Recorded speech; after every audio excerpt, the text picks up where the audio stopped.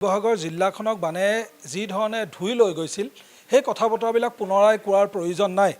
সেই বিগত দিনকেইটাত আমি ক'বলৈ চেষ্টা কৰিছিলোঁ যে 10 দিন 15 দিন 20 দিন মোৰ পৰা শিৱসাগৰৰ পৰা কোনো ধৰণৰ ইতিবাচক বাৰ্তাৰ আশা অসম লাইভ 24 নকৰিবলৈ মই আহ্বান জনাইছিলোঁ। কিয় আহ্বান জনাইছিলোঁ? কাৰণ আমি প্ৰত্যেকটো প্ৰান্তলৈ আমি গৈছিলোঁ, প্ৰতিজন বানপীড়িতৰ দুখ দুৰ্দশা আমি দেখাইছিলোঁ। আমি বুজি উঠিছিলোঁ যে বানত পানী শুকোৱাৰ পাছত এইসকল বানাক্ৰান্তই যে ইয়াতকৈ ভয়াৱহ পৰিস্থিতিৰ সন্মুখীন হ'ব লাগিব তাৰ এক আমি সম্ভাৱনা ব্যক্ত কৰিছিলোঁ। আৰু মই বৰ্তমান উপস্থিত আছোঁ শিৱসাগৰৰ সুন্দৰপুৰ অঞ্চলত। এটা পৰিয়ালক মই দেখাব চেষ্টা কৰিছোঁ। 105 বছৰীয়া এগৰাকী বৃদ্ধা, তেওঁৰ পুত্ৰ আশীৰ উদ্ধাৰ আৰু 500 টকাত তেওঁলোকে জীৱিকা আৰু পৰিয়ালটো পোহপাল দি গৈছিল। আৰু তাৰ মাজতে বানে এই পৰিয়ালটোক সম্পূৰ্ণৰূপে তছনছ কৰি গ'ল। মোৰ সতীৰ্থ ভিডিঅ' জাৰ্নেলিষ্টে বানৰ পিছৰ পষ্ট ফ্লাডৰ যিসমূহ কৰুণ কাহিনী আমি দেখাই যাবলৈ চেষ্টা কৰিছিলোঁ, এখন জীয়া ছবি মই দেখাইছোঁ। এজন অসহায় পুত্ৰ, এগৰাকী 105 বছৰীয়া বৃদ্ধা,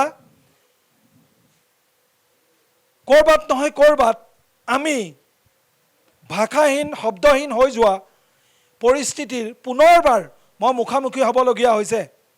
মই পোনে পোনে মই দাদাৰ ওচৰলৈ যাবলৈ চেষ্টা কৰিম। কি হৈছিলে আই সেই সময়টোত বানে যেতিয়া আপোনালোকৰ ঘৰ ধুই লৈ গৈছিল? পানী যেতিয়া হ'ল মই এখন বিচনাত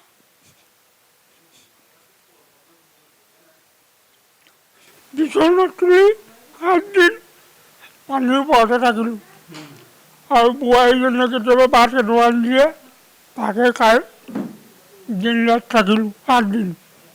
পানী শুকালত ঘৰ দুৱাৰবোৰ পৰিষ্কাৰ কৰি মাক মানে চাপৰকৈ বিচনা এখন দিলোঁ সেইখন। আৰু তাইও লোকৰ ঘৰৰ পৰা আহি ভাত পানী বনাই মোক দুইকো দি আছে। ইয়াতে থাকিলে নি? ইয়াতে থাকিলে পানীৰ মাজত সেইখিনি 7 দিন থাকিলোঁ। তাৰপিছত আৰু লাহে লাহে পানী শুকালত এই বিচনা পাৰি দিলোঁ। বোৱাৰীজনী লোকৰ ঘৰৰ পৰা নাতিজনীয়ে সৈতে আহি ভাত পানী এতিয়া 105 বছৰ। আপোনালোকে চলে কেনেকৈ? চলো মানে সেই পইচাকেইটাই কিমান পইচা পায়? 500 টকা পাওঁ। 500 টকাত চলে? 500 টকা। আৰু তাই 72জনীয়ে 1000 পায়। মানে 1500 টকা? 1500 টকা। এতিয়া 15,000 টকাটো পালে নাই? পালোঁ। তেনেকৈ চলিবলগীয়া তেনেকেই চলিব। বানে ধুই লৈ যোৱাৰ পিছত আৰু পইচাৰ প্ৰয়োজন হ'ব। হ'লেও এতিয়া কি কৰিম, উপায়টো নাই। সেইমতে চলি আছোঁ। আপোনাৰ নামটো? মোৰ নামটো শ্ৰী দীনেশ দত্ত। মাৰ নাম? মাৰ নামটো গুণদা দত্ত। গুণদা দত্ত। মোৰ সতীৰ্থ ভিডিঅ' জাৰ্নেলিষ্টে আইক দেখাব, আমি চেষ্টা কৰিম। আইৰ লগত কিছু কথা পাতিবলৈ আমি চেষ্টা কৰিম যদি সম্ভৱ হয়। আইৰ মাত কথাবিলাক সম্পূৰ্ণৰূপে স্পষ্ট। মই আইৰ ওচৰলৈ আই, আপুনি বানপানীৰ কথা গম পাইছিলে নাই? পাইছোঁ। ক'ত আছিলে তেতিয়া? তেতিয়া এই চাঙৰ ওপৰত। চাঙৰ ওপৰত? আপুনি 50ৰ ভূমিকম্পৰ কথা গম পাইছিলে নাই? পাওঁ। পাইছিলে? পাইছিলোঁ। আপুনি মানে 50ৰ ভূমিকম্পও পালে আৰু এতিয়া বানপানীও পালে? ভাৰত স্বাধীন হোৱা পাইছিলে? পাইছোঁ। কথাবিলাক মনত আছে? এই দুষাৰ আছে, পাহৰি যাওঁ।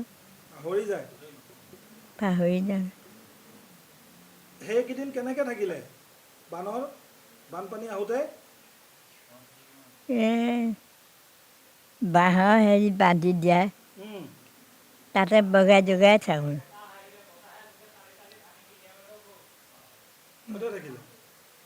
বাঁহৰ হেৰি বাঁহ দুডাল বান্ধি দিয়ে, তাতে বগাই থাকোঁ।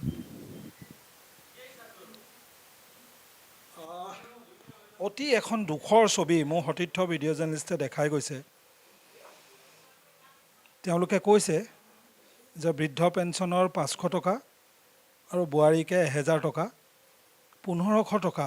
আজিৰ এই মূল্যবৃদ্ধিয়ে আকাশলংঘী হোৱাৰ সময়ত এই পৰিয়ালটোৱে তেনেকৈ চলিছিল। আৰু এতিয়া বানে ধুই লৈ যোৱাৰ পিছত মই শিৱসাগৰত, যদি মোৰ ভুল হোৱা নাই, যত সম্ভৱ 105 বছৰীয়া যিগৰাকী মহিলা, যিগৰাকী গুণদা দত্ত নামৰ সুন্দৰপুৰ অঞ্চলৰ যিগৰাকী মহিলা, যদি মোৰ ভুল হোৱা নাই, আমি কোটছ নকৰোঁ, কিন্তু সকলোতকৈ বৃদ্ধ, সকলোতকৈ বয়োজ্যেষ্ঠ বানাক্ৰান্ত 105 বছৰীয়া বানাক্ৰান্তগৰাকীৰ আমি দেখাব চেষ্টা কৰিছিলোঁ। 105 বছৰ হোৱাৰ পাছতো এই আইগৰাকীৰ কথাবিলাক স্পষ্ট আছে। তেওঁ স্বাধীনতা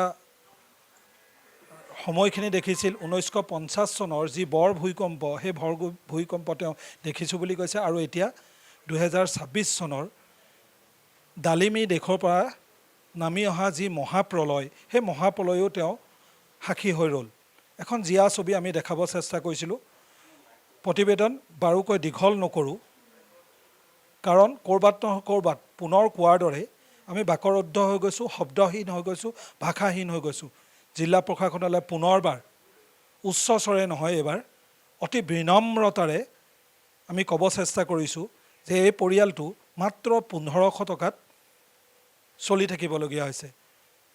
বিধায়ক, মুখ্যমন্ত্ৰী, প্ৰশাসনিক বিষয়া, আয়ুক্ত, জিলা প্ৰশাসন, যত যি আছে, যিখন দীঘলীয়া লিষ্ট, সেই লিষ্টখনত আমি কৈছোঁ, অনুৰোধ জনাইছোঁ, আহ্বান জনাইছোঁ এই পৰিয়ালটোৰ কাষত কিন্তু থিয় দিয়াৰ প্ৰয়োজন বাৰুকৈ আছে।